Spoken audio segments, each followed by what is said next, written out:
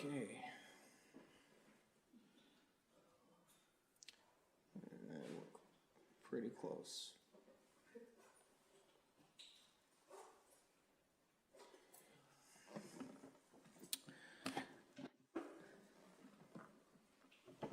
Okay. The live feed is on. So. I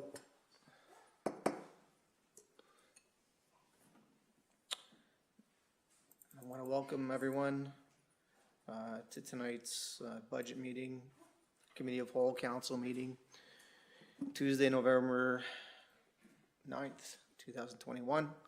And we'll start with want to call to order and welcome and start with the acknowledgement of treaties of peace and friendship.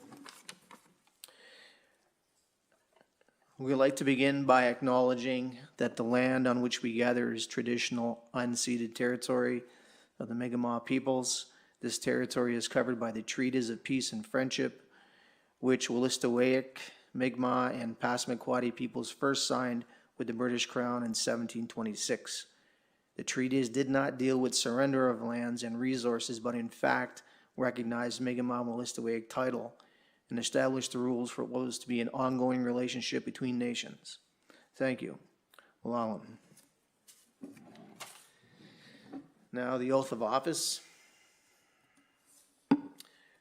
We do hereby accept the office of council and faithfully and impartially discharge to the best of our ability the duties of the office as may be imposed upon us by law. Okay, we will move to adopting the agenda. Can I get a mover to adopt the agenda? Or, excuse me, before I even ask, do we have any additions or deletions? So I doubt we do, but go through the motion of that. Okay, then we can get a mover for that, please. I move that the agenda be adopted as presented. A seconder? I'll second it. Question? All those in favor? All those opposed? Motion carried.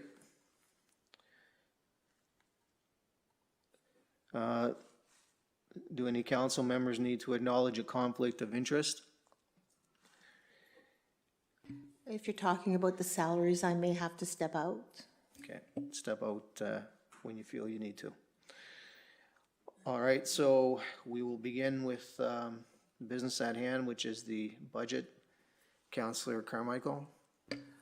This is our fourth meeting for our budget, and we need to finalize it as we need to have our budget in before the 15th. So this week it has to be completed.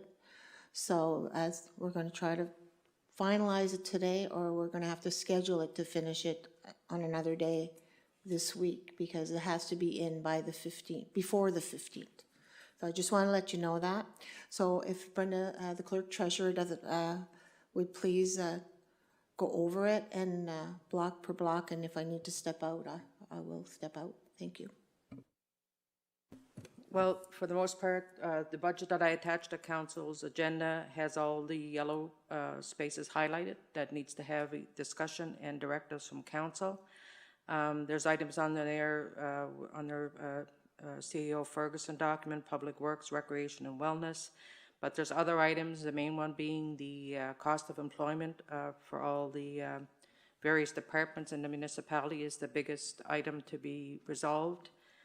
So I have to, my input is minimal right there now. It's getting information back from council as to what they want in the budget.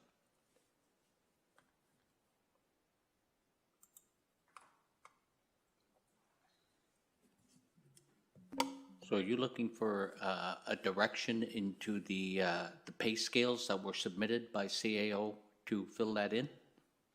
I need to have some confirmation of some sort as to what council is agreeing to, so I can do the calculations for cost of employment. I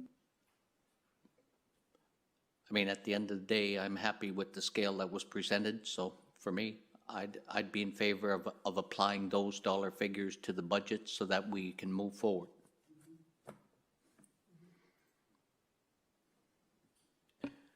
Okay, any other comments on that particular aspect, or is that the choice of council?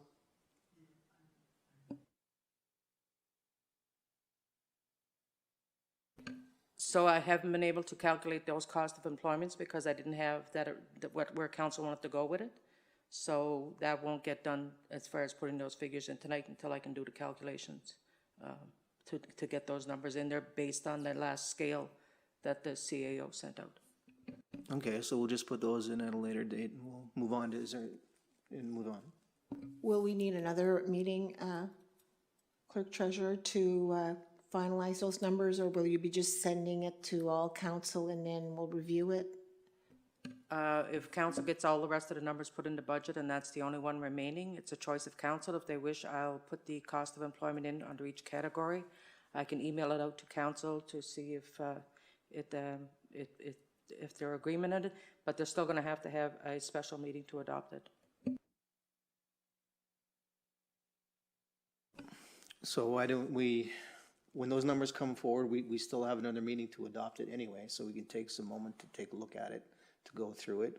We can have those sent out to council anyway, in the meantime, so council can take a look. And then we still have to adopt, so we'll have that opportunity as well. Does that sound right to you? And we can decide on the date of the meeting perhaps, before leaving here tonight because of the time crunch. I'd like to, if I may, Your Worship, ask a question. You said that the budget must be into Fredericton by the 15th? Prior to the 15th? So what are they going to do, fire us? I mean, at the end of the day, you know, the timing just isn't there for us to be able to get this done. The 15th is on Monday. You and I both know, unless we're going to meet Sunday afternoon or something like that. With that said, I guarantee you, as true as I'm sitting here, we're not going to be the first council that didn't get their budget in on time, and we won't be alone. I guarantee it. With that said, I'm not saying we need an extra month, but I can assure you that, that by saying or sending a request or an advisement to the Department of the Environment, because they're not going to be able to evaluate all of those budgets all at the same time. With that said, if we were to send in a request saying we require another week prior to submitting our budget, I feel extremely confident that we would not be upsetting the apple cart a whole lot. I'm just looking at this realistically and trying to say, let's do it right. Let's make sure we've got it right.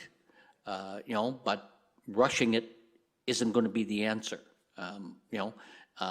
We're into a very, very, in my opinion, a very solemn week as far as Remembrance Day is concerned. With that said, it comes down to that it basically just leaves Friday. Monday, the budget's due. So I would suggest that we send off an email to the Department of Local Governance saying that our budget will be a week late, and then we schedule the meeting for either on Tuesday or Wednesday. Deputy Mayor Burke's correct in that. I would imagine that they would have received many, a few at least, from municipalities that aren't quite there yet. And it might be worthwhile, of course, that's council's decision, but it might be worthwhile to take another evening such as this to take a longer look at some of the numbers that aren't quite there yet, but are going to be put in between now and then.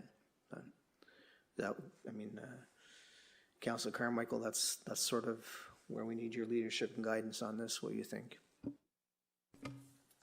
You could get Clerk Treasurer to send an email and see where it gets us, and if we need to meet over the weekend, then we meet over the weekend and finish it, but I don't know if you already spoke to anybody, Clerk Treasurer, so if we need another week, we need another week, so. I've sent out 2 emails already over the past couple of weeks advising them that, first of all, we're waiting for numbers from provincial departments, which one we received today. Asked them about our meeting on the 15th to tell them that we were meeting on the 15th as our regular meeting, and could it be, and the answer I got is your budget is due before the 15th. didn't say any consequences, they just said your budget is due before the 15th. So would everybody be okay, maybe punch in the numbers, look at this very carefully this evening, because we have tonight to work, and maybe meet up on Friday evening and finalize it so that it could be there by the 15th? Is everybody okay with that?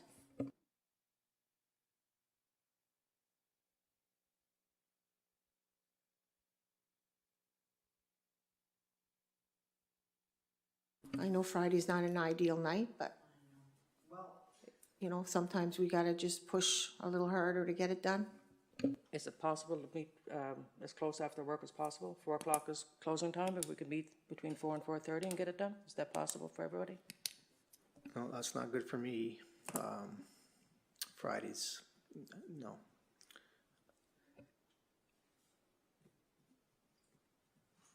So,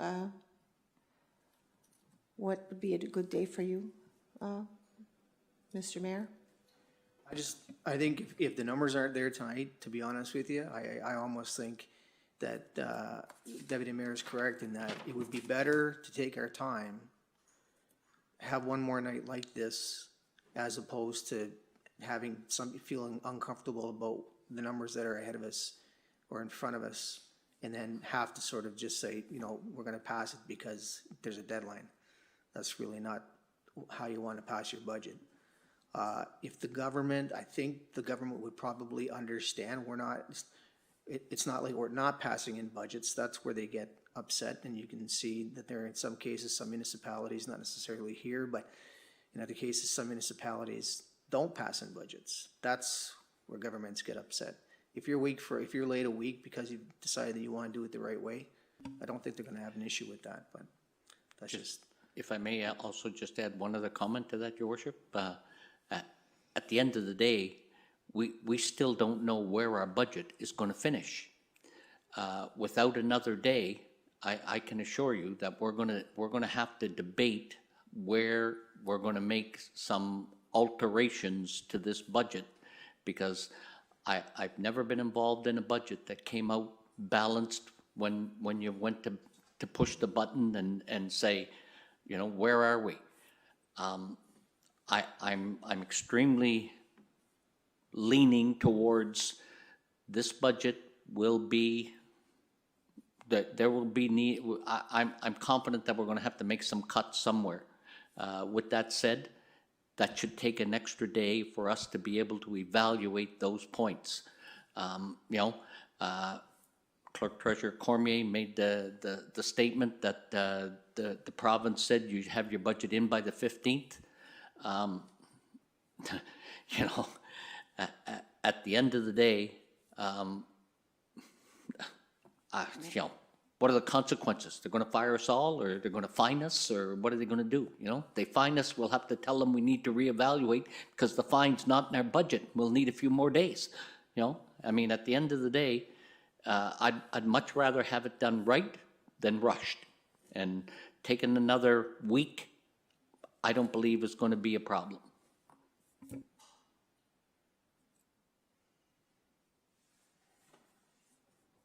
Have you ever had a late budget, Ron? Have you ever been involved in a late budget? I've been involved in 12 budgets. Yes, I would say if I've been involved in a late budget. Most of the time they have to evaluate it. If I'm not mistaken, and Clerk Treasurer Cormier can correct me if I'm wrong, but I have never seen a budget that come January the 1st, it's approved. Never seen it yet that I'm aware of. So, and I've seen many budgets before it was March, before the province gave you the okay. So with that said, I'm comfortable with asking for another week. I'm not saying we neglect our responsibility. I'm saying that we should send an email or a letter or whatever you wish to do, or to say that our budget, we require another week to evaluate the issue, and our budget will be presented, let's see, the 5th, prior to the 19th, we will submit our budget. That's next Friday. So with that said, I'm comfortable with that. That way there, in all honesty, we have a public meeting Monday night on the 15th. If we needed the 16th, 17th, and 18th to meet, to do that, that's Tuesday, Wednesday, Thursday, I'm comfortable with that. But at least at the end of the day, we're doing our due diligence on dealing with the budget, and the budget we will present to the province will be the budget that we want them to approve. You know, and that, so I'm not concerned to any great length about the consequences of being a week late, because the province cannot possibly evaluate all, you know, there's 102 or 104 budgets to be submitted. There's 102 or 104 municipalities in the province of New Brunswick. They cannot possibly evaluate them all in a week. Well, So, I'm sure they won't evaluate them, but they will know whose is not on there. And that's, I think it's a reflection on us as a committee, as a council. If it goes in late, that's my opinion.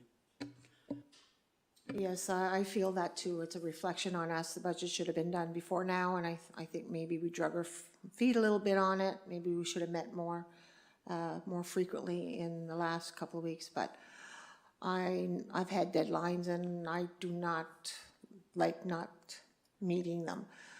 For this year, we have, it seems, not a choice to do so. I would prefer to have it done as much as possible tonight so that we're not late by very much.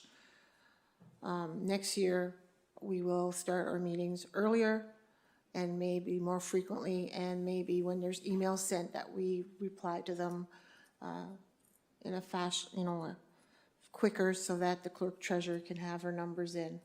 So yes, clerk treasurer, if you don't mind sending that email and letting us know what you get as a reply. And then if you get a negative reply, I guess we're going to have to meet sooner rather than later and get it done.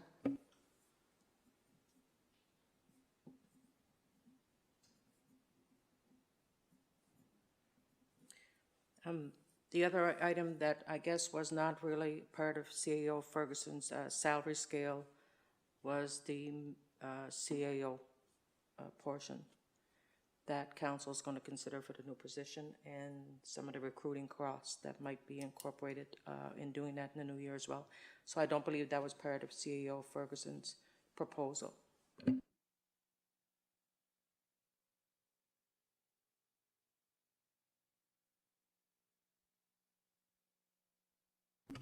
So does anybody else have a number in mind for the new CAO and where we're going to go with it? We already know that we're talking probably $100,000 plus for him or her. We need to put something into that area. So I'm thinking perhaps 115,000, but I don't know if the rest of council is in agreement with this. So if anybody has anything on that, please. I do. At the end of the day, you know, cost of employment will be at least in the 18 to 20%. So I'd lean more towards 140,000.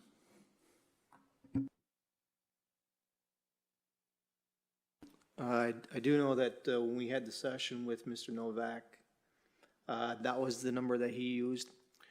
And his rationale was that if you want, you know, the best, then you're gonna have to pay to get the kind of CEO that you want. And I know in the past, we've always thought somewhere between 80 and 110.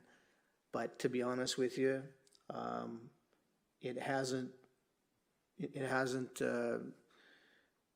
you know, it hasn't worked out in terms of, and this is, you know, in his own words, we haven't been able to get it a top echelon yet, and that's probably part of the reason why. If someone's coming in, and I know those, you know, that number might seem high to people who are listening at home, but the fact is that if you want quality, that's what you need to pay. And that's coming from someone who knows. So I think that 140, 145 is probably closer to what we need than say 100 or 110. I think, if I may, Your Worship, again, just a comment that part of the mandate of the next CAO, as far as I'm concerned, that it should be any CAO who is worth his salt should be able to bring extra funding, government funding, whatever you want to call it, that's out there. Part of the mandate of the next CAO, if we're paying $100,000 for a CAO and he brings in no extra funding, he costs us $100,000. But if we have a CAO that we pay $140,000 to, and part of his mandate is to bring in government funding into the village of Beldoon, and he brings in $75,000, that means that CAO only cost us $75,000. So at the end of the day, it's a much better option. The CAO will be, I suspect, under contract, and if he doesn't live up to those parts, he should be able to, bring in extra funding to the village that would pay his weight. So I have no hesitation in saying that, a good CAO should be able to bring in extra funding to the village of Beldoon. I know it's out there. I've done it. I've been involved, as many of you know. I wouldn't hesitate to say in the last 18 months, I personally have been involved in government funding well over $25,000 just asking for it. And that is funding that has gone into our local legion. But with that said, it still comes down to the money is there. You just need to know where to look, and you just need to apply.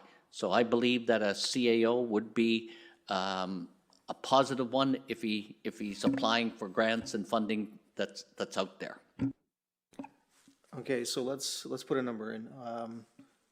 How many okay with the 140 to 145? Do we have? Okay, so let's throw that number in there, Councilor Carmichael, and that'll help you out there. So that would be the salary, not the cost of employment? That's the salary? I just need to know for my calculations. I'd recommend 150 as cost of employment. So so that wouldn't probably take Yeah. in the 140. The 140 probably wouldn't. Cost of employment would be more than that at a 140, 145 Yeah. salary. Yeah, It would be but I more mean, than 150. Because it'd be, yeah, he'd at 150, he'd be in the 125, 126 range. So.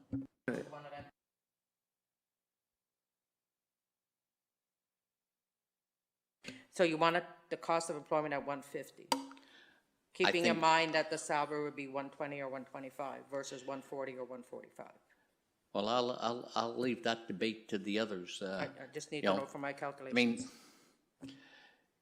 the recommendation, I believe, should be somewhere between 125 and 135. That's where I feel, say, for lack of a better word, comfortable. And that's a starting salary. So with that said, I believe that's should be attractive enough. And at 125, 135, cost of employment would be 150. I'm sure we're covered there. So with that said, that's my recommendation anyway. Yes, I think 150 would be, and like Ron, 125 to 135 is where, well, I'm not completely comfortable with, but if we want somebody here, top quality, and we're going to expect also economic development in his work, so, yeah.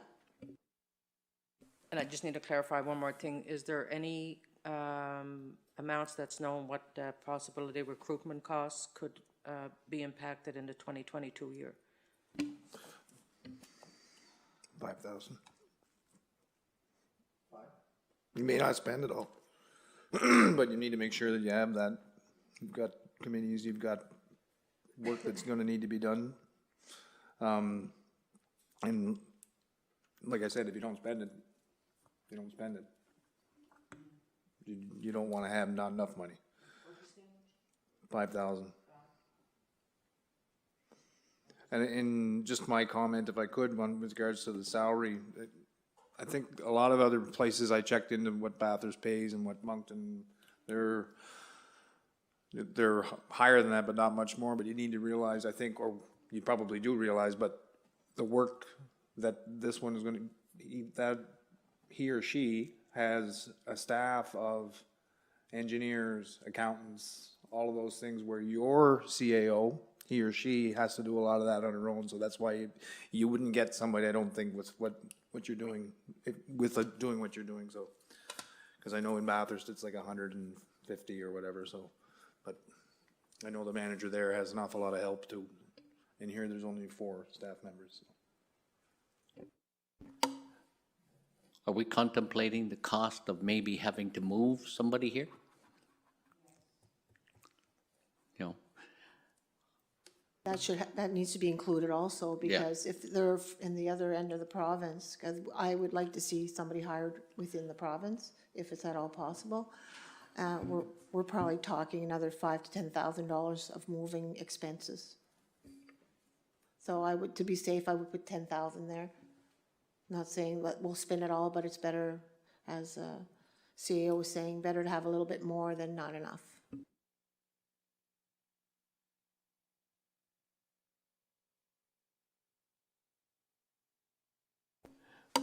well, oh, Just to clarify, so we'd have 150 cost of employment, 10 possibility for moving expense, and 5 for recruitment. Would that be that budget number with those 3 items? just to throw it out there while we're talking about expenses and things of that nature, you know, if I'm looking at the budget here, you know, we have money in the budgets, like, for example, you know, to train council seminars, things of that nature. If we tweaked those budgets by a few $1,000s each, you know, there's money there for the mayor, there's money there for council, there's money there for development of seminars. You know, with that said, to tweak those few $1,000s each would throw $10,000 back into the budget pretty quick. So maybe if we suggest to the clerk treasurer that they tweak those a couple of dollars, and just to throw that in there and kind of alleviate, say, the cost of moving would be covered. And seminars, if we could cut it back by a couple of thousand, you're saying?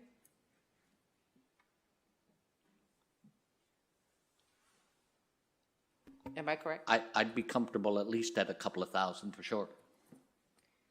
Okay, and the other one was, where was it here? Well, conventions and delegations, that's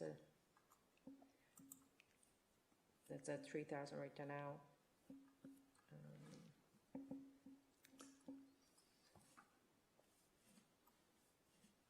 Which other item besides the? Well, I'm looking, personally, I'm just saying, you know, I'm saying it this way. The mayor has $3,000, tweak that to 2. Council has $7,000, tweak that to 5. You know, development seminars is at 15, tweak that to 13 or 12. You know, that's what I'm looking at. So that would be 1, 2, 3. That was 5,000 right there. And we're also looking at the grants and stuff that we're going to remove also off of there, so that's another 70,000.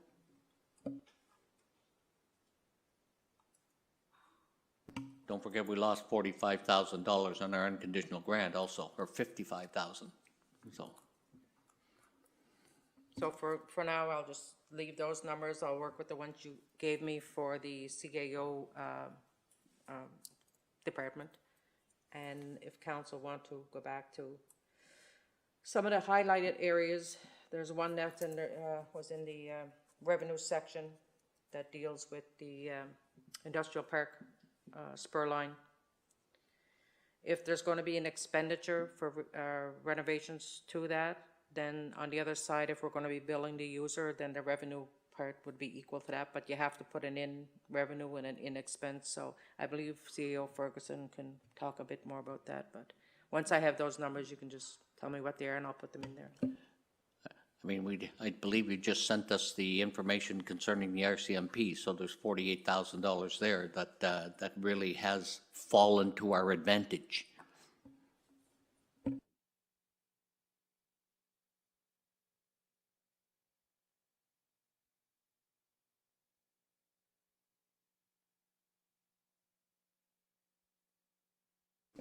Did you want me to speak to the, okay. Well, we did, as you saw that what I sent you, there's $80,000 worth of work to be done to the spur line, but the contract with the company is basically any work that's done on that spur line is to be paid by them. So I did send that information off to the company. And I haven't heard anything back from them, but I did send it to them, probably on Friday last week, because I walked the track on Thursday. And I've looked at the contract, and yes, they are responsible for 100%, not 50%. So obviously that's gonna, you know, they're gonna wash themselves out. So you're not losing that money. Well, hopefully you're not losing it, but you shouldn't lose it. So what do you recommend to put in there approximately to make sure that we have something there? And The then- spur lines, I wouldn't put anything. You know, but you have to put it in and out because it is. Oh, it's 40 and Because it is the municipal, it's 40 and and we'd 40. be doing the Yeah, work. 40, well, yeah, the work can be done. I asked if we could do it over 2 years instead of one. I asked CN that and they said no problem. And talked to the contractors and they said they can do it over 2 years as well, so it'd be 40,000 this year and 40 in your next year's budget. I was expecting a response from the said company, but I didn't get anything, so. But we don't use it, it's not our. So.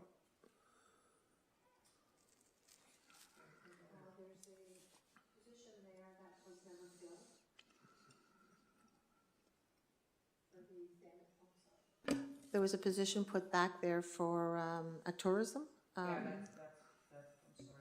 That was taken out last time, we didn't include.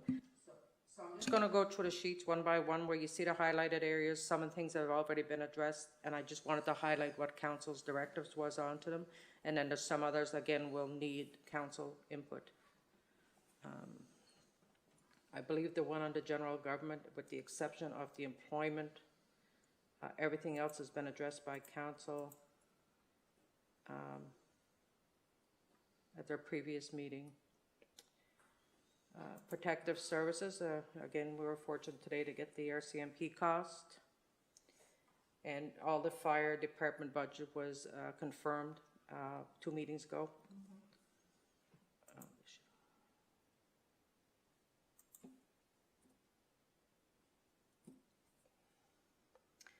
I believe the transportation budget is the one that really needs to be worked on in terms of, with the exception of the employment. Those are the numbers I think there that need to be some input from council on projects that they're planning, and what our public works people need to do. There are sections of that budget as well.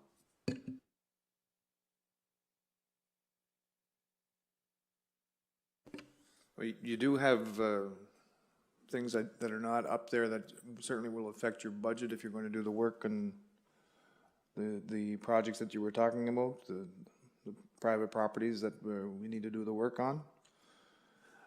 So while I'm there, I can tell you that council's direction for me was to go out and get another engineering firm to take a look at those things. So I did call the firm of Boissonneau in Campbellton. I talked to them and they're going to do it as well, but it's just going to take some time because they're busy also, so. Nope. Nope, all they said was we'll go look at it. So those are costs that need to be put in right now, right? Costs of the engineering? We have 2. Well, the project itself. For you looking at, well, you had 2 options from Roy Consulting.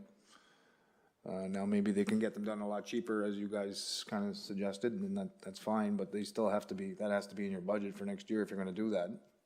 you've got that one, and I believe the deputy mayor is bringing another one forward, and then you've got your work that's not up there also for your campground. Once you decide what's gonna happen with that, those are all things that have to be in your.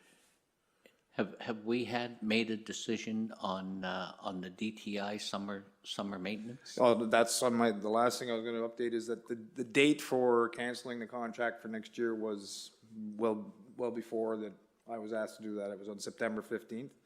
The other So problem. you're saying we can't cancel that? No, and the other problem with that is when I talked to them, the head person there and said, you know, if you take that away once, it's gone.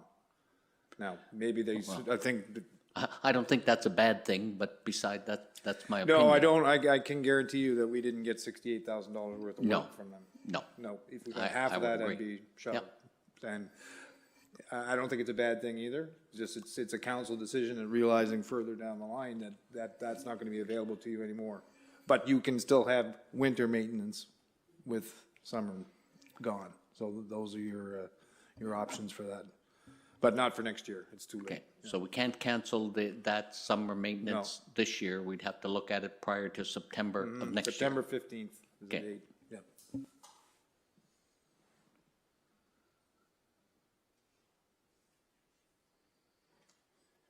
And the signage as well, like that's gonna be, that's another thing I wanted to talk to you about.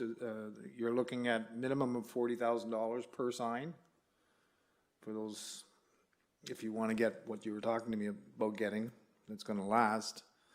My suggestion for that would be that you don't do all three this year, you do the one here, and you do the one at the end of the Turgeon Road, because there's a lot more signs there, and then you could promise everyone else that we're gonna do the Jacket River ending the following spring, but that's up to you, then you're gonna. Well, I'm going to put a train of thought out there as far as I'm concerned. Consecutively, many councils have put funding into the capital budget at the end of the year. What that actually means is you didn't save money. It means that councils did not do the jobs they said they were going to do, and that's why they got money left over. With that said, we have over $2 million in the capital fund. If we're going to look at some projects, I'm not opposed to dealing with some of the capital expenditure, taking it from our capital fund and using it to beautify and benefit our community in the way it should be. So I'm not suggesting we take $2 million. I'm suggesting that, $40, $50, $60, $75,000 out of our capital budget, capital fund, it is not going to be the end of the world. But the other side of the coin to that is we will not know what we need to do there until we know whether we have, what kind of budget we have. I mean, we could evaluate this budget and at the end be, $1 million short. And with that said, now the real challenges will begin. But by some stroke of luck, if we happen to say all of these things we put in and our budget comes out at $75,000 or $80,000 over budget, I wouldn't be out of line and displaced by saying we're going to take $80,000 out of the capital fund, use it for a capital project and balance the budget, and we're in business. You also have the Mitchell Lawler Road intersection, 125,000. So if there's not going to be any work done there, and we've had 2 votes on it, I think, that's money that's there that might also be switched over to others. So that's 125,000 there. Just want to move up. No, can I just, Oh, sorry, the 125 for Mitchell Lawler Road, are you gonna look at engineering other options for that road, or you're just gonna say we're not doing it? oh no, I'm not saying we're not doing it. I'm just saying that the council, that's 125,000. If we were gonna do it, I think a re-engineering needs to be done, right? Pardon me? $25,000 would probably cover your engineering work plus the work that needed to be done. That's already there. Do you see it differently? I think that's an issue where we need to have the clerk treasurer highlight that on the budget, and then when we find out whether we balance or where we're at, then those decisions can be made. If we need to cut, we have areas that we can go to make cuts. We can debate that till the cows come home, but at the end of the day, until we know what the budget comes out, whether it's balanced, whether we're, 100,000 over or 100,000 short, I would suggest, in all honesty, that we put in the figures that we want to see. We're talking about those frames for that's about beautifying our community. And the Lawler Road, it's about a hazardous location. So I would suggest that we keep them in there until we turn around and see where we are when the budget is totally done, and then we know where we need to go. But until then, let's do serious numbers and put in there. That's why I say, in my opinion, when you cut a few $1,000s here or there, I mean, people need to recognize that this budget is going to be one that people are going to have to respect the budget they have. There's probably not going to be room to maneuver like in past years. But with that said, I'm only giving you my 2 cents worth. And just so that I can make my position clear, the 125,000 for Mitchell Railroad to me should stay there, because that's work that we said that we, but, and then we just add the other amount that we think should be in there. That's as simple as that. I just have a question concerning that. Well, I'm just wondering, why are we budgeting towards something that's been voted down?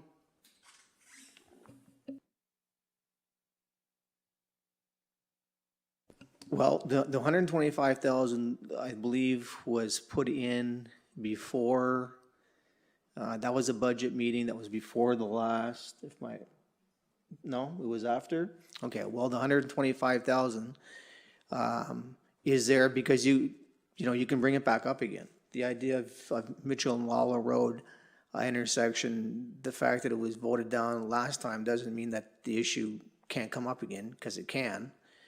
And I think Councillor Robinson had asked that it be placed in there, so maybe that was her idea, her thinking. It would have to be, because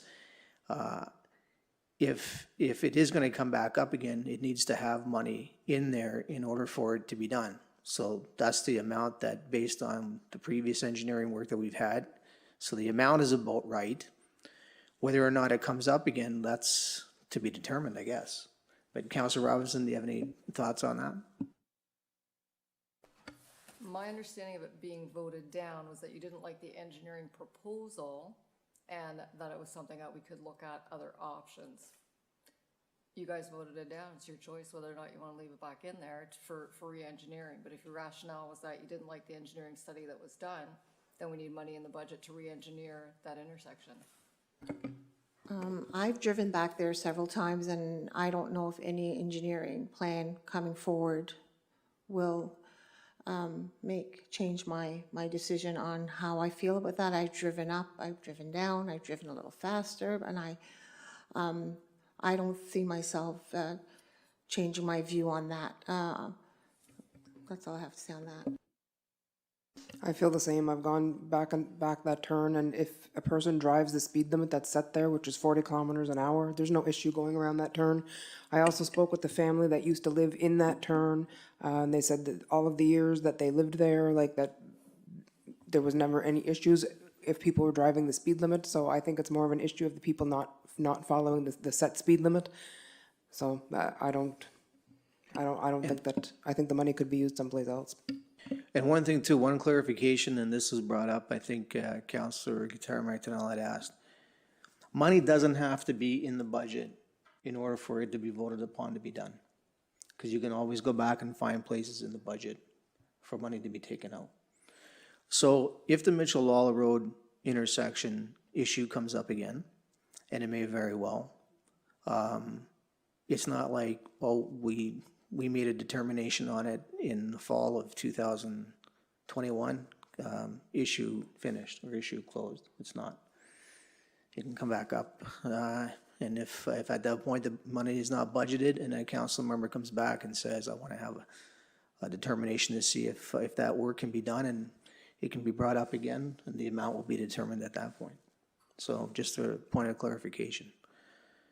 So I guess, Councilor Carmichael, we need to put some numbers in, right? I would remove that 125,000 this year, and if it comes back up, we'll look at it again.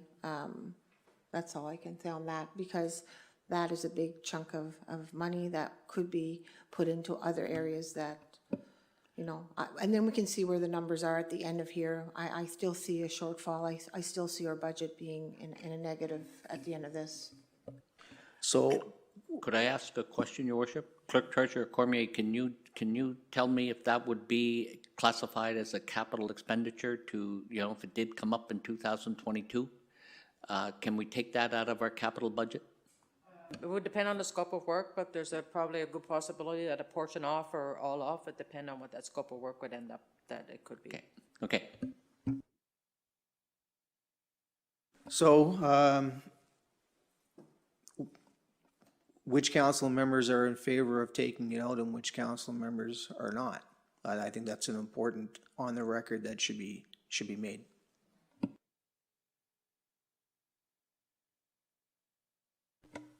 I'm going to say what Deputy Mayor said, could we highlight it to see if the money would be there after we finish all this? Or I just think that it keeps going over and over, like the job has been done before, and then now we're coming back to it again, and now we're getting another engineer in, and it's, I don't know, it seems to be a money problem with this section of the road.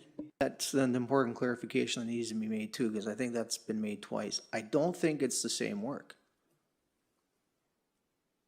It couldn't be the same work, because that would mean that we were just doing something over again. I don't believe that that's the case. I believe it's different work, it's different engineering, unless someone was to show me the exact same engineering specs and say, this is what we're doing, but we're doing over again. I don't believe that's the case. Also, it was clarified that we could go in the capital budget if we needed to. So if we remove it from the budget, that's money we can put elsewhere.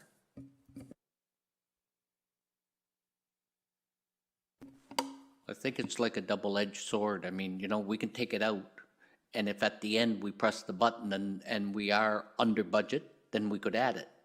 But with that said, if we're over budget, well, then it's something we need to look at. So, as I've mentioned several times before, we can debate the numbers till the cows come home, but until we see what the budget is at the end, you know, we're not going to know where we stand. So that's why it's important, in my opinion, that we turn around and put in the realistic numbers, so that when we find out what the total budget is, we know exactly where we need to go. The only thing I would say about that, Deputy Mayor Burke, is if you're taking the 125,000 out of there, I'm not saying we should, because I don't think we should, but if council wishes to do that, then really that amount of money should be used for generally the same things, right? It should be put back in for whatever, but generally the same, you know.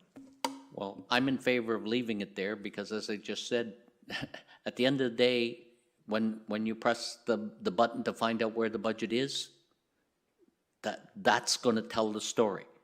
You know, we can debate those issues till the cows come home. It doesn't mean anything until we find out what the budget is when we finish.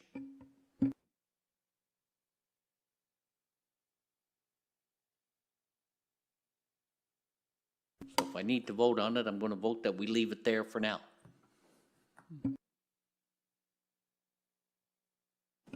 Well, maybe we should at least take a show of hands. We need to do something with that fund. We either leave it in or we don't. So, Councilor Carmichael, how do you want to go about deciding that? I want to remove it. But we would need a sort of a general consensus, wouldn't we? Yes, we would. I don't know who else wants to remove it or leave it. How about the other ones? What do you want to do, in or out?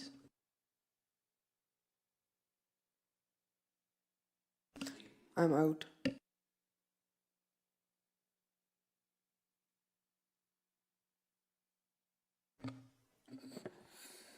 I'm going to say leave it in because we're going to get another engineer in to look at that. That's not to say the work is going to get done. I'm just saying leave it there, get the engineer to look at it, and let's take it from there. In it is. Now, that takes us, okay. Councilor Carmichael, go ahead. Can you highlight that, please, Clerk Treasurer?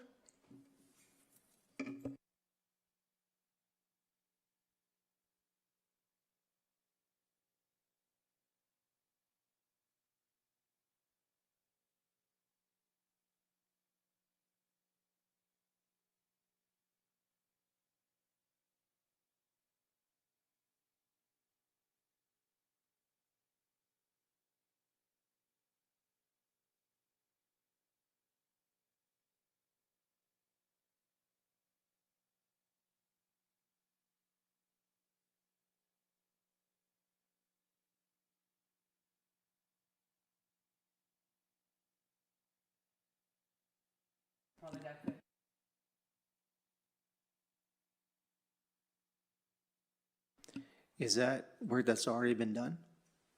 No.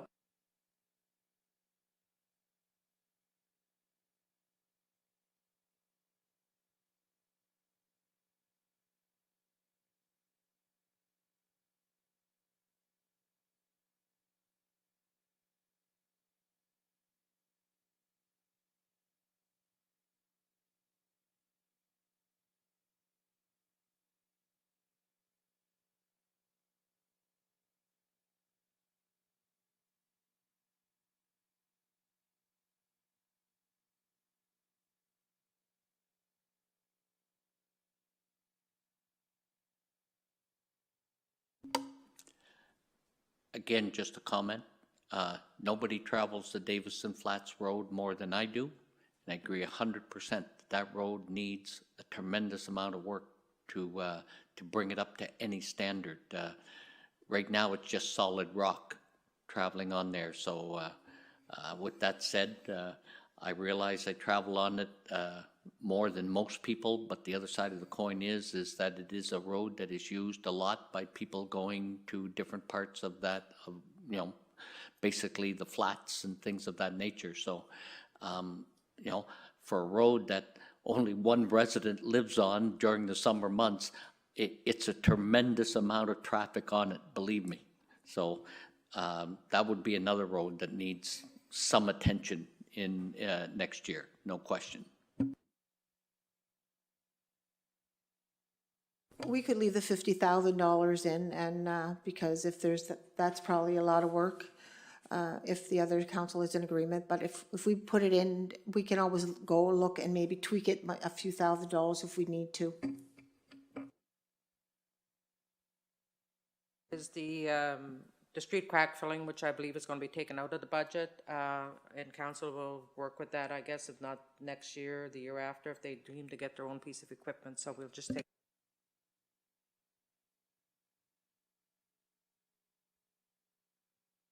And on the large brush cutting, I guess that this was something that was put in last year, never didn't transpire, didn't get done this year, and it was about hiring a larger brush cutter to go in, but our tractor can do quite a bit with the larger tractor we have and the larger bush cutter we have.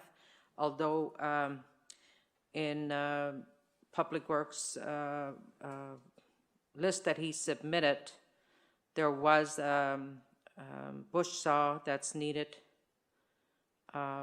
In addition to, like I said, so the 8,000, he should still be good with getting that piece of equipment for the bush saw. I'm trying to think, sweeper brush. Yeah, so I think with the 8,000, he'd still be safe enough to be able to get what he needs for there, and the large brush cutter one would come out completely. Thank you, yeah, we'll remove it for this year and then see where we're at next year with that. Thank you. Now, in relation to the culverts and drains, that's the one where council has referred to the two possible jobs that they will be doing on properties. To know whether to add those in there or add money in there for those. 20,000 is just the normal budget for replacing some culverts and to do some work on some drainage and just normal waterways within the ditches. The two jobs in question would be in addition to those jobs, to that 20,000. So council will have to consider what amount of money they would like to put in there for culverts and for drainage. I guess it's mostly drainage jobs.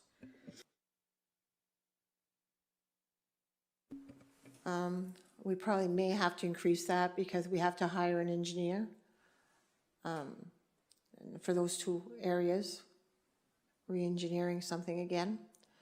But the thing is that, I don't know, maybe 30,000, and then would we, if we decide to go forward with any of this work, if need be, would we be able to get that money out of the capital since it's our ditches? If the work is done on private property, you can't use your capital reserve money for it because it's for the purpose of municipal infrastructure versus private property. So they won't allow you to use it for that purpose. They allow you to use it on municipal property to do work. So if the work's being done on municipal property alone, you can definitely use some of your capital reserve for that. So Yeah, go ahead. Understanding is that's not on private property, though. They would not be correct, CEO Ferguson, how much work is actually being done in that private property? The one it said, well, the two that we agree that there would be an engineering, I guess an independent engineering look. So, yeah, so the second option on that one. That's mostly on private property. I thought it was on the curve.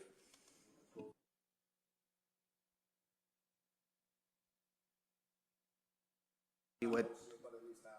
So did you want to increase? Did you want to increase the engineering on that right now? Is that, I mean, you almost have to, right? If you want to do the engineering on it, you've got no choice. And then come back later and see where you can get that money or if you can't. Have these already been assessed by an engineer? Both of them? But, right. I know, Council's but it just decision seems was that to go we forward can't- with the re-engineering. In fact, both of them, there are two.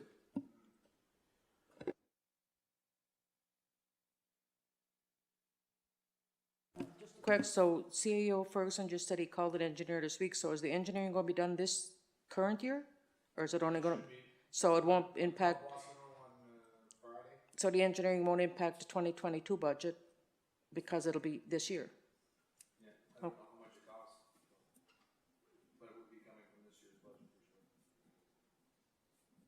but if we get the work done, where would the money come from?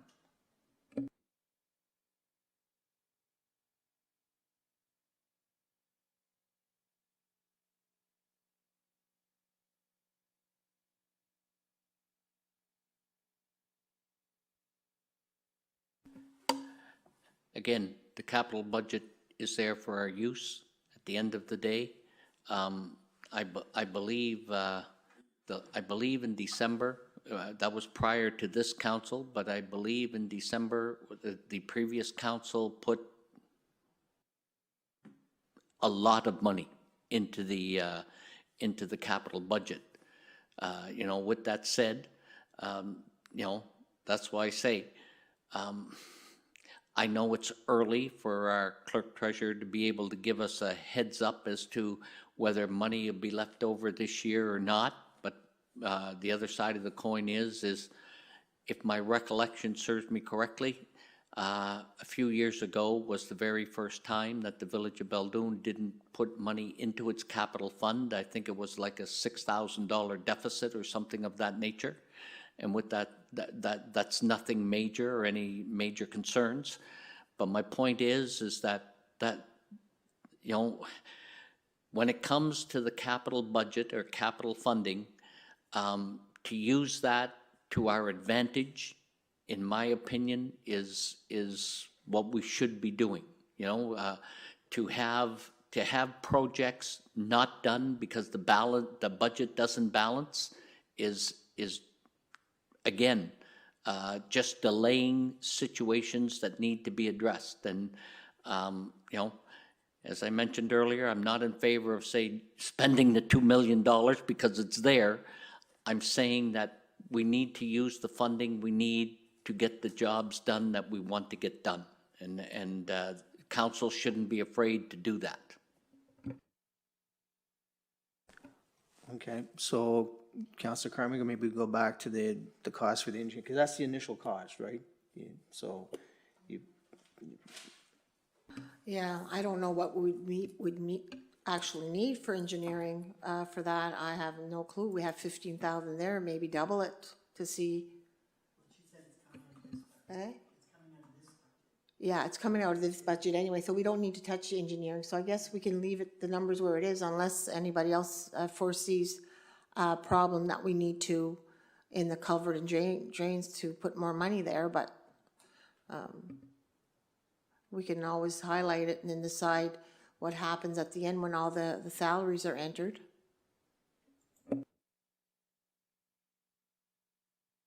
I'll just highlight the covered drain one for further discussion, okay? Thank you.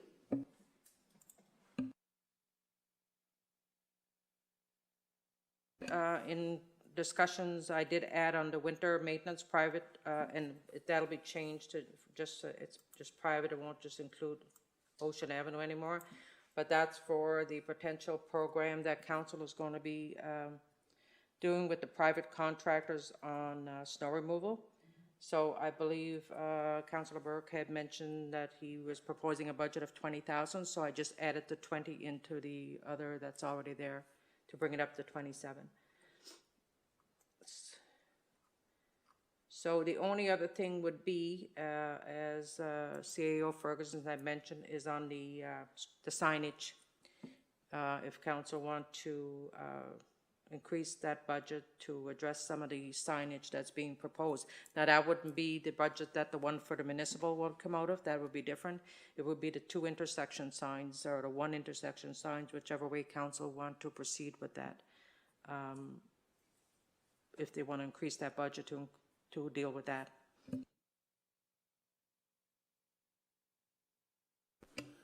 Say there was a cost, like it would be $40,000 for those signs? Those are, if I could speak to that, they have to be designed by a company and built to specs. So when I did have a guy that came in who's done these before, I will go out to other ones as well, but he said you're looking at $40,000 to $50,000 per sign. And he's done quite a few. I do believe that that's the wish of council, that we want to get that done. We could budget that in this year for, maybe $100,000 to be safe, because you're saying 40 to 50 per sign. So I'm seeing that we would need to put 100,000 there for sure, unless you want to do one this year and one next year. But I think that let's put it in, and like we have the capital funds there. If we need, we go underneath and we can retweak some of the numbers if we have to. Again, I'll ask the question, would that fall under our capital expenditure if the signs, would the signs fall under our capital budget? It's probably one of those items that would be considered a capital project if okay. possible.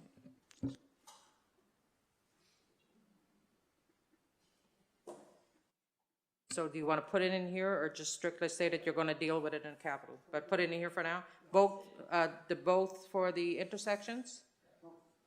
And it would be at the, so the,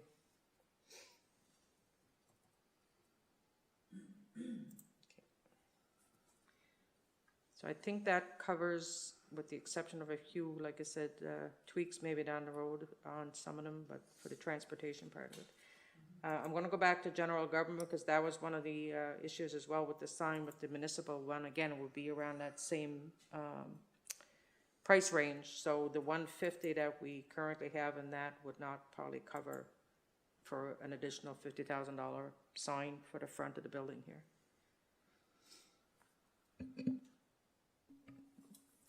Did you want to maybe wait for the sign for the building for 1 year, or did you want to add it on? That's the wish of council, whatever the council decides. We would have to move that one up to $200,000 if we decide to do the municipal building also. But we're doing, like the intersections, I feel would be the most important ones at this time.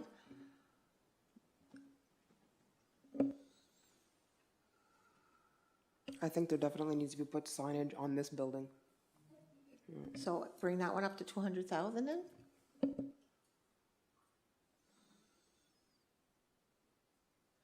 Just wondering, what was the cost of the sign that went in front of the arena, that digital one?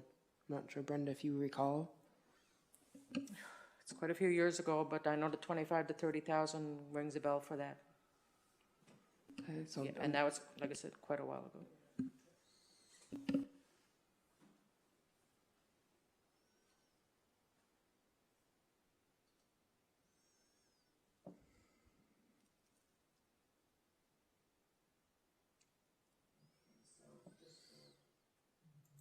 There, it's highlighted already for discussion, so that should be.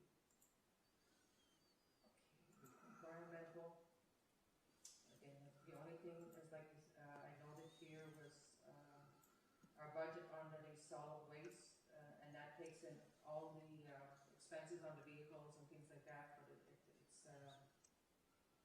it was at 45 currently, right there now, we're at 66,000 this year. So we're likely gonna have to increase that one to 70,000 if that's the case for next year? Or do you think if we have new vehicles, wouldn't that go down? You'll have one new vehicle, but you'll still have one old vehicle you have to use for the backup and for, in case when one's out for service. So yeah, we always have that second, and both of them, other vehicles are, the backup ones are both old. So, yeah, there's a cost. You may not be up at the 70, like I said, there was repairs done to them this year, and hopefully, like, you know, they'll, you won't see that, but I don't know if the 45 will cover you. That's, but even with the fuel prices the way they are, it makes a big difference as well with those vehicles in terms of the cost of fuel.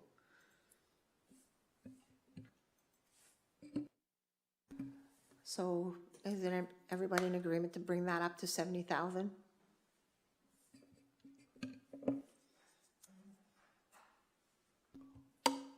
Which truck is absorbing most of that? Is it the, say, the newer one, or is it the Well, one we that's, spent a lot of money on the split one truck as the well. one that's 70/30? And as well as the old one, which is the spare for now. So Yeah, both well, vehicles have been, So when the new one comes in, that one will be gone? which, the The, split one, the oldest one? I don't know, like I said, the split one, yeah, I'm not sure which, because the split one is, it can't do the same kind of stuff that the, that the old one does in terms of what it can pick up. So maybe that's something that Public Works would have to talk about to council to see. But like I said, which one they deem is the most appropriate one to keep. But definitely one of them should be gone for sure. So is it the oldest one that's absorbing most of this funding, or is it half and half? It's, the split one has had a lot of maintenance and work this year as well. But if we sell the split one, we're not gonna get a lot of money for it, but if we sell it, that, you know, Well, we well, could right get- now, we're spending money on a 5-year-old truck and a 10-year-old truck.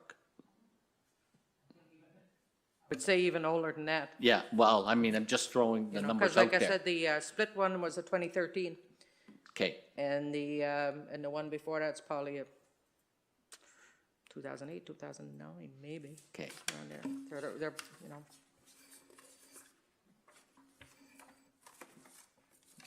I wouldn't, like I said, I wouldn't say yet put it up to 70, but you should at least put it up to 60. At the, you know, 60 works. Let's put it up to 60 and then, and we'll reevaluate the trucks that we have.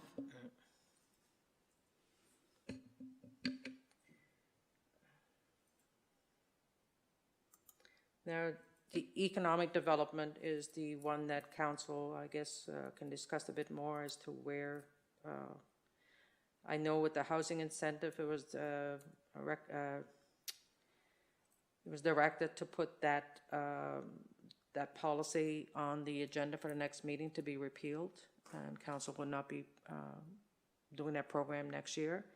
And I guess if there's any other changes within that economic development, it's at the direction of council. I'm just wondering what the other council feels about that. Do you want to continue with it, or do you want to put it to rest with the other one? As far as the housing grant? I know the housing one, I think it's finished, and the economic development too, I think, unless it coincides with our end game plan. I think it needs to be at very least looked at and tweaked to fit what our end goal is.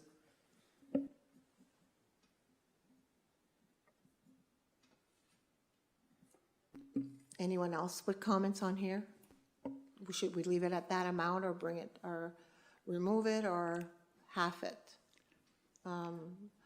Whatever the will of council is on this, we'll go with. You know, again, for me, we're looking at a tremendous amount of money that, in my opinion, has not done a whole lot for our community. We've given the money away, but what benefit has it done? And I mean, people moving here are moving here from places that they received a whole lot more money for their house than they're paying for a house here. Economic development, we've got money in that budget. At the end of the day, as far as I'm concerned, that budget has done nothing but cause controversy within the community and within councils.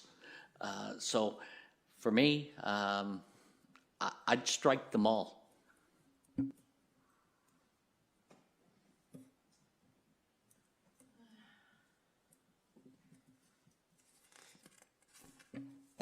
Anyone else? Anyone else has comments on here? Do you want to hand a vote to remove it all or reduce it? I think there's no harm in having funds in there. If we're setting up a committee structure, which will give some direction and some focus to economic development, whatever, it might be nice to have some budget in there for them to work with.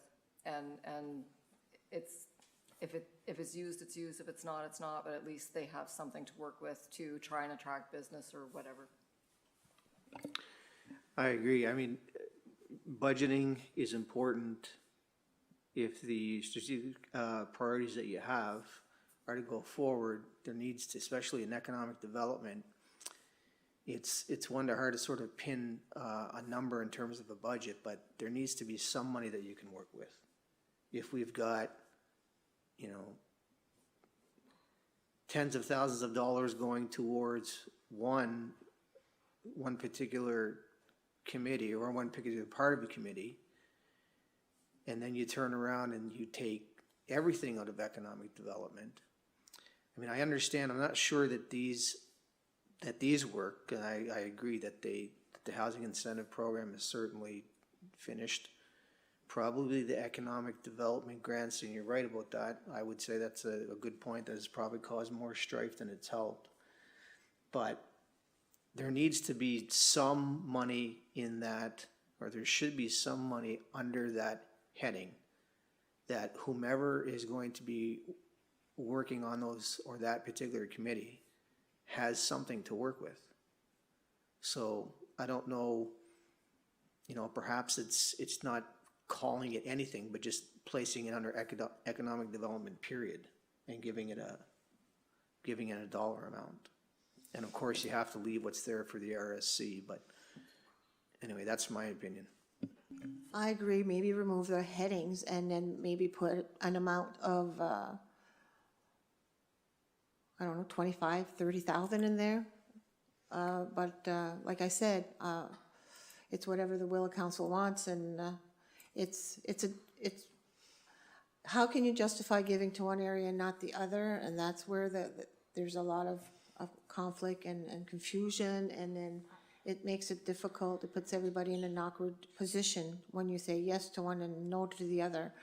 So that's where I'm thinking maybe put something in there, but maybe, just put economic development underneath the file on it. So under that economic development, under that second line there, you have an empty space. Maybe something, put it there so that it's a general usage, and then take it out of grants. If something happens where you spin that economic development grant into something else, right? That's less you know, what it is right now, then you can always go back and put a few bucks in there, because you'd have it in the other line, right? So maybe that's the thing to do.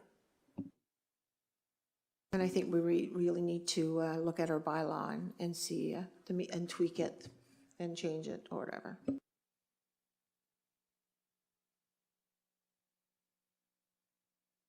$25.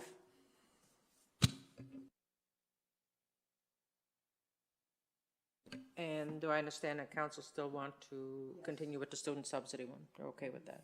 Yes, we'll continue to see how it, and monitor it this year and see how it's working for us. But we want, that was put there, so because we wanted to maintain our students here in the area as much as possible.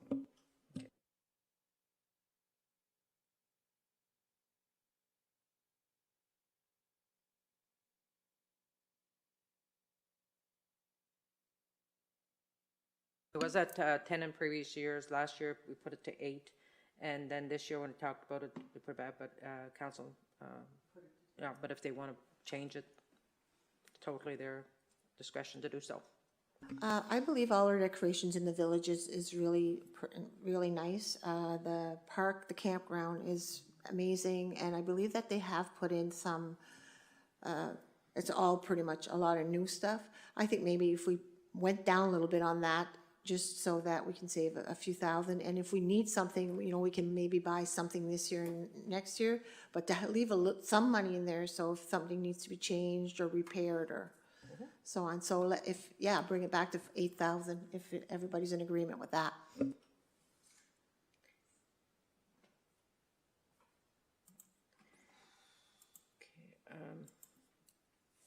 In relation to the recreation and wellness program, there was some information sent out to council. It's also attached, and again, if it's on budget figures, if they want to expand the day camp to include more personnel, then that budget would have to be increased, as you can see from the Rec and Well coordinator's documents that he submitted in terms of the cost.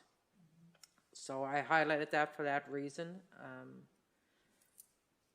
Also, I was speaking to Daryl. We had gotten a new swing for the seniors' home, and we had discussed in October at some point to get a new one also for the one up here in Jack River, the villa. I'm just wondering if, and Daryl is aware that I'm adding that $800 or $850 somewhere on his budget. But I'm also thinking we need to start looking at the programs to see what we can make work better. Like I was thinking, you know, we need to sit down and discuss what works. We have a lot of good programs out there that we do want to keep, but we may need to tweak it for it to work better for our village.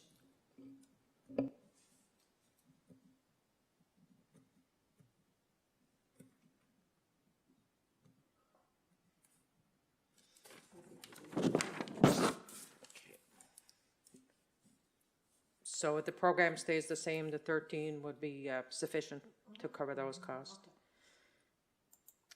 In terms of the community center, rec center, again, there is pretty much the budget what it is. We do have a tender out right there now for the cleaning services and janitorial services, combination of both buildings. Don't have those numbers in yet, so there'll be portion of that, portion of it will go towards the recreation center budget, and the portion of it will go towards the municipal building. So without those figures, I'm not sure if it's going to be a reduction in costs, an increase in costs for those services, but we can leave the budget as it is, because it would just be taking a guess at this point to say if there's going to be savings there or not. Yes, I agree. We can leave it where it is for now, and then like if we get any information before our next meeting, we might be able to tweak it. Or when does the tender close for the care? Closed today. Yesterday, I'm sorry. Closed yesterday. I'm mixed up in the. Then on the arena, I have the personnel, the operations right there now was budgeted at 105. I just left the figure the same. Again, there's going to be, if there's discussion on whether the hockey school or the hockey camp is going to continue this summer and the arena is going to operate longer, then that'll have an impact on the employment the number of weeks they work, as well as operational costs at the arena.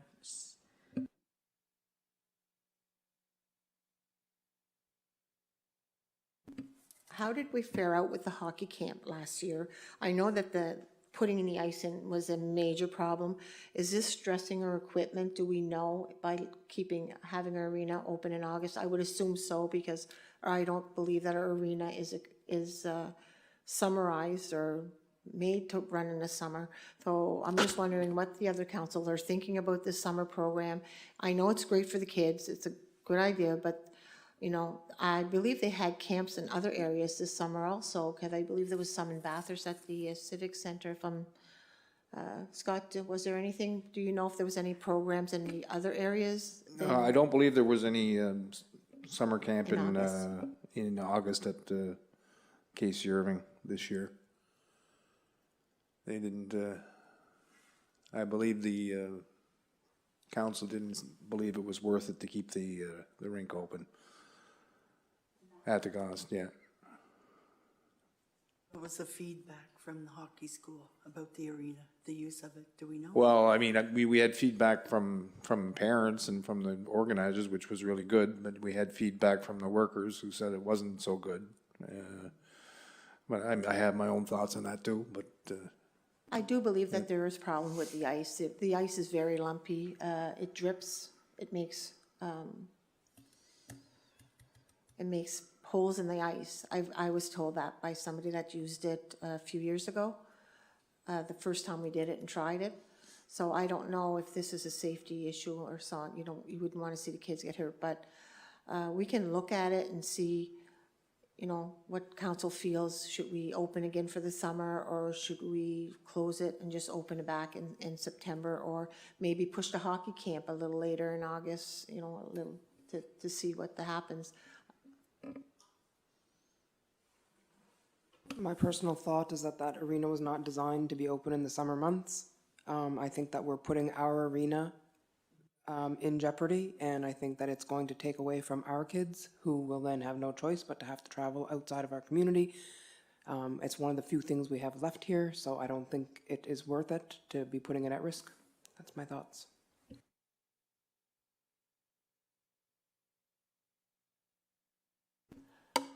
Just going to add to that, if I may, you know, the arena is flooded by a little creek that runs in the back, you know, where the water comes from during the summer months. That's when the water's hardest to get. So it does create problems that, you know, that are unexpected. You know, it does take special type of compressors, and I'm sure that we don't have that in that arena, so they're working a lot harder than they should. You know, the other side of the coin to all that is that I did look at the contract for the summer hockey school, and it was very well done and very well organized. So, you know, in some of the other hockey schools in the past, Beldoon came out on the short end of the stick, but this time they did not. You know, and I say that in all honesty, in the sense of saying that, you know, that to me that was a job well done, but I do agree 100% that the arena is working harder and the equipment is working harder, because our arena is not that type of an arena that can work that way in you know, in August and into early September. So council will have to decide what they wish to do with it.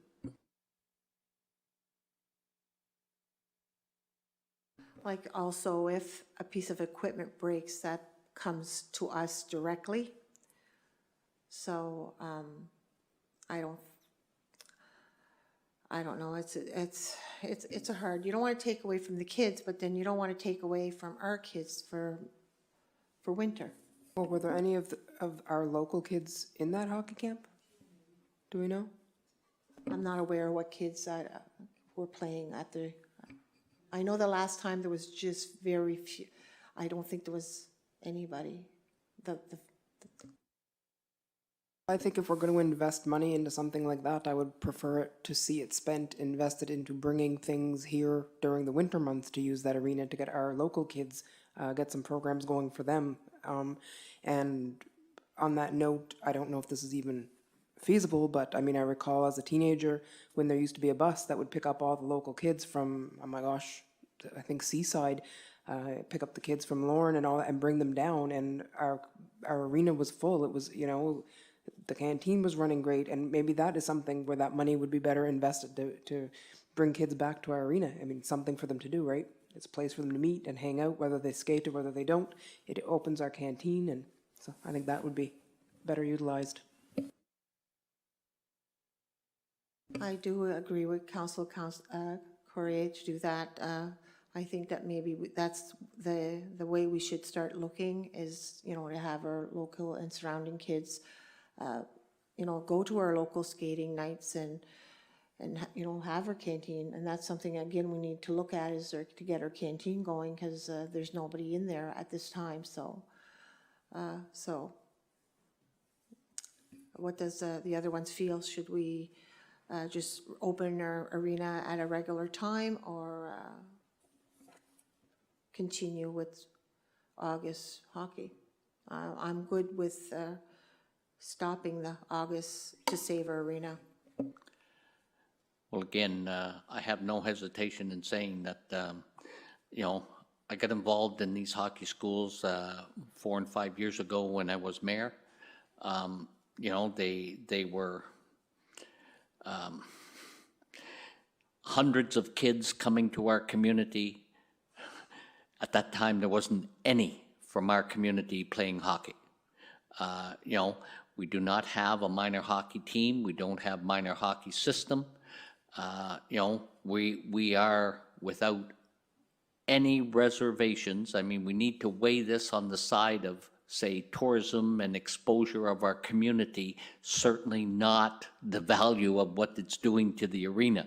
So as a council, we have to say, which one's more important? Is it more important that we save our arena, you know, so that it does not working as hard and it should be used to the benefit of our community? I'm sure you're all aware that you've heard all the stories that other communities with their arenas are trying to have outside communities subsidize their arenas because of the expense of running it. Baldoon has not gone that route, and I believe we should be pretty proud of that our arena is here for the use and we maintain it and look after it. But with that said, I have no hesitation in saying that this part is really, really hard on the equipment, so. Okay, council, I'll just intervene at this point. We've had a pretty good discussion on this, but probably right now we should probably decide. There's one of 3 ways to go. Either we, and we're under no obligation, laws will ask us just for public consumption. So we're under no obligation contractually wise to continue another year? No. Okay, so we're not contractually obligated. So it goes one of 3 ways. We either continue the hockey school, decide that tonight, don't have the summer camp and go with the September 1st to, say, May 1st year, or we defer it to another point in time. But maybe we should just either make the decision tonight or move on, or defer it to some other point. What does council wish to do? Councilor Carmichael, maybe let's, what do you think? We make a decision tonight? Well, we need to make a decision in the next week, that's for sure. So whether we make it tonight or not, I think no hockey school for myself. Do we have 3 who are adamantly, like, who are, believe that we don't do this, like, who have a conviction that say, no, I'm not supporting having a summer hockey school next summer? I think Councilor Carriers and Councilor Burke, you as well? Okay, so I think we can move on in terms of the budget now, Councilor Carmichael. That's an Thank you, expense we yes. won't have. So we'll put the numbers in there as required, Brenda? Yeah, because for my direction, it came to the personnel, like how many weeks that the arena is going to operate, so I could calculate the cost of employment properly. So if I understand correctly, you're looking at We're looking at it at the September- a regular time, maybe? September 1st startup to about an end of April, and then I can calculate those weeks, okay. Is that the normal time that the arena's open from September to May? Well, I'll speak to that because I've had we've done it normally, like, to me, the best calendar would be September 1 to May 15. But I think September 1 to May 1st would also work. I think that gives your gentlemen's ice times, your minor hockey's pretty much done at that point. So either one of those, September 1st start date, I think everyone would be happy, including the workers, with that. And whether it's a May 1st end date or a May 15th end date, it's only a matter of 2 weeks, but either one of those, I think, work. Thank you, Mayor, for your knowledge on that. I wasn't aware of all that.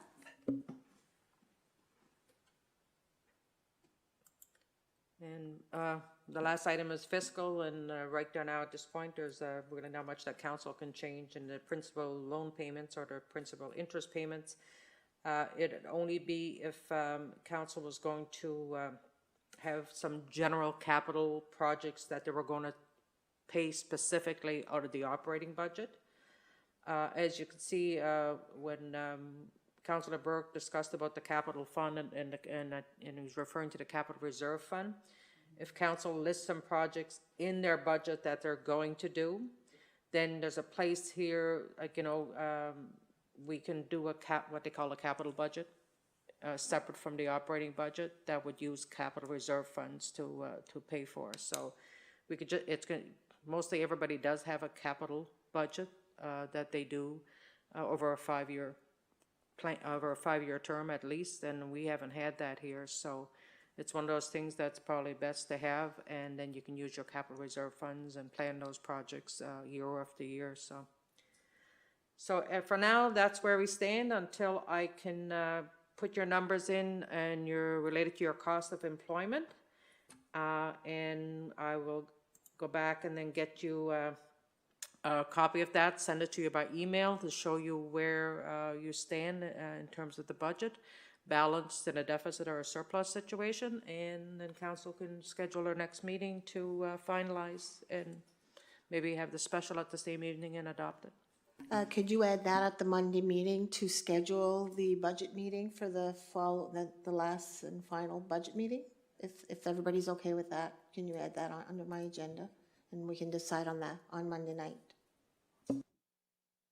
Okay, so does any other comments, or are we ready to adjourn? I just wanted to stay with the utility operating budget. We had reviewed that the last time. We pretty much made it the same exact budget as the previous year. So if council sees no objection to doing that, then the utility operating budget is pretty well finished. There's not much you can do to that budget. It's a pretty small budget and it's operational. So if you're okay with that, we'd bring that one in as is. Okay, can we get a motion to adjourn? I move that the meeting is adjourned at 8:08. Get a seconder?